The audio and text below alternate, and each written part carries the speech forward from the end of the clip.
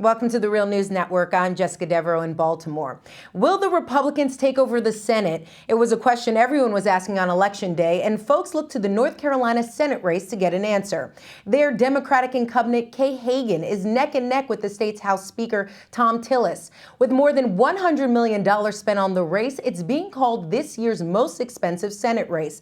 And according to civil rights organization The Advancement Project, it's harder for African Americans to cast a ballot due to inadequately prepared polling places and wait times that are twice as long than their white counterparts.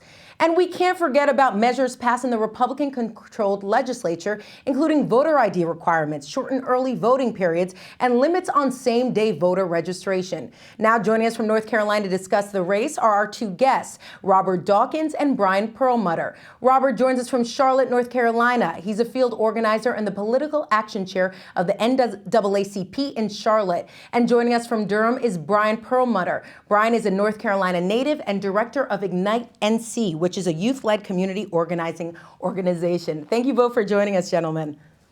Thank you. Thanks so much for having us. So, Robert, let's start off with you. You've been out there organizing, participating in those Moral Monday protests that we've covered here on The Real News. Can you just map out for us some of the key issues that were center stage in this race? Sure. So one of the main things, of course, has been voter disenfranchisement, whether it's come from cutting our days to early vote to also adding things like provisions where you cannot place out of precinct provisional ballots. Those have been huge. You know, the issues go on past voter disenfranchisement, whether we're talking about cuts to Medicaid, cuts to Medicare, cuts to education, taking education money and giving it to charter schools, cuts to women's ability to have good health care and a woman's right to choose, passing Amendment 1. The list goes on of what the conservative Tom Tillis-led administration has passed over the past few years. You mentioned the voting ID laws and things of that nature. Did you guys actually witness anything in particular? I'm going to turn to you, Bryan. What was the effect of the new voting laws have on this election? Yeah, so just to clarify one thing, it's great to be on here with Robert with Democracy North Carolina. We've been doing a lot of great work together, our organizations, over the past couple of months. And so the new monster voting law is what it's being called in North Carolina. That provision around the photo ID does not go into effect until 2016. But during this election cycle, we had no same-day registration, which has historically been a huge thing that young people and African-American and people of color voters have used in North Carolina disproportionately. And again, the out-of-precinct ballots. So folks who may have been coming home from work and stopped at the closest precinct or on their way to work this morning, they just stopped at a polling location, they could not cast a ballot there that counts. And that is huge. In previous years, they would be able to do that, and this year they couldn't. At Chavis Community Center in Raleigh, North Carolina today, there was over 375 people that showed up there to vote today that had to be moved to a different precinct. And so it's hard to keep track of how many of those folks were able to cast a ballot today because they're being shuffled around. They're being told they cannot vote in this location. And a lot of folks were showing up at places that they had historically voted at. And maybe they casted a provisional ballot that would have historically counted. And this new law made it so those votes did not count. In addition, the state, and polling places seem to be inadequately prepared today with 7 days cut to early voting. We saw very long lines in places today. In Greensboro, North Carolina, I just got off of a field call where it was 9:20 p.m. And there were still folks in line at a precinct in Greensboro, North Carolina that were waiting to cast a ballot that had been there for over 2.5 hours. Wow. And so we see this trend in North Carolina that this, is a race that is going to have the federal Senate race, which most people are paying attention to on a national level, that had all of these millions and millions of dollars spent on it, over $100 million of recorded money that has come into the state. And we see that, folks are being denied and disenfranchised and not being able to cast a ballot. And so, we've been working to have poll monitors out across the state today. We had over 400 folks, Democracy North Carolina and Ignite NC, monitoring precincts, standing outside today, helping direct folks to the right places. So when they did come and they weren't sure where they needed to go, we had a hotline set up, and we had volunteers on the ground helping to get folks places. And so, oh, go ahead. I was going to say, Bryan, so you essentially were both trying to get people out there voting. But, Robert, I want to turn to you because what was your message to citizens? I mean, you were talking to people there who were already willing to vote. But what about everyday citizens? A lot of people don't actually vote, and they're frustrated with the status quo. Why should they even vote? Well, we spent a lot of time canvassing. In fact, over the past few days, we've been out knocking doors. Democracy North Carolina advocates, plus Ignite NC. Ignite NC's youth-led movement organizer here in Charlotte was out knocking doors. And, we have to go further than telling people what they normally hear. People have fought and died for your right to vote. We've been trying to make it more personal. When we're out in the neighborhood, especially low-income neighborhoods, we point out that under the conservative leadership here, not only have they cut Medicaid and Medicare, and it may affect your grandparents or it might affect somebody in your family that is disabled, but at the same time, they've cut your earned income tax credit, which a lot of the women that live in the neighborhoods need to help survive. We've pointed out that, especially in our neighborhoods, our schools are already not equal, and that the administration has taken money that should have gone to help make our schools be on a level playing field, giving those monies to charter schools. And so what we've been doing is trying to take that overall message and make it more local so that people can understand how these different voter suppression laws and these different cuts to all of the social services directly impact them. And I think it's been going over pretty well.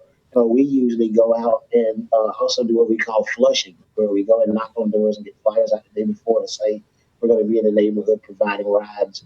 And once we go out, we get the bullhorn and we tell people, vans coming down the street, get on the van. Over the whole early voting period, we've taken a little over 300 people from senior citizen facilities in low-income neighborhoods to vote. And that's something that both Democracy North Carolina and Ignite NC is pretty proud of. All right, let's switch gears and talk about Kay Hagan, the Democratic incumbent. She said that she supports the Moral Monday protests, but she's actually never been to one. And I want to get your take, Bryan. What's your assessment of her connection to the grassroots movement? Yeah, so I just want to, it's really, really important when we talk about this is that the demands of the Moral Monday movement and the Forward Together movement and the people who've been leading grassroots organizing efforts in North Carolina are focused around North Carolina-based issues. And right now in North Carolina, regardless of what ends up happening today in this federal Senate race, Pat McCrory is still the governor of North Carolina and still has the power under, the North Carolina legislature to provide access to health care for folks. They have the power to provide a quality education by increasing the budget in North Carolina. And so making this federal Senate race about issues that are happening in North Carolina and issues that when Senator Kay Hagan, when she was in the North Carolina legislature, refused to support a minimum wage increase. And so it's not just about one particular candidate's, involvement because, like you said, and it's really important to point out that the Moral Monday movement and other movements that are happening in North Carolina are not affiliated directly with candidates. These are people's movements that folks have been organizing. They've been coming together. They've been building community with each other to develop their own demands. And so when politicians do interact, these movements are being led by people on the ground and not by politicians. And so it doesn't surprise me. I was unaware of Kay Hagan's, that she had never been to a Moral Monday. I would assume that a lot of politicians in North Carolina have not been to a Moral Monday. Yeah. And so I think that,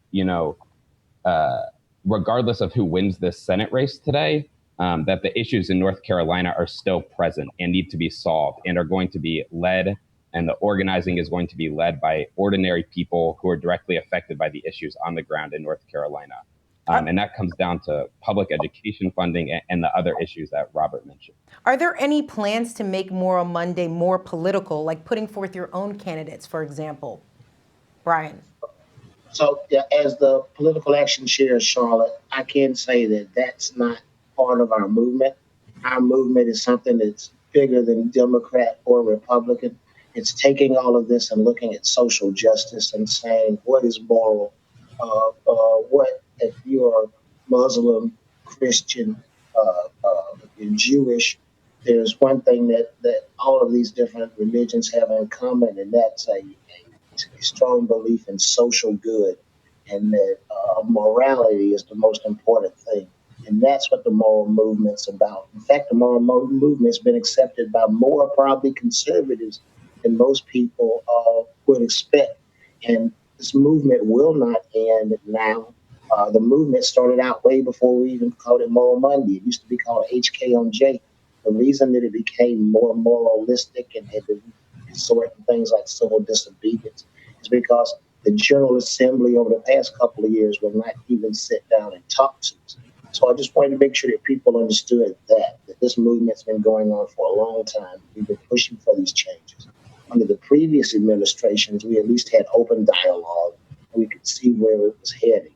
Under the current conservative administration, we were just totally locked out. And that's what led to it being more civil disobedience. But the prime overarching thing here is moral integrity and not partisanship.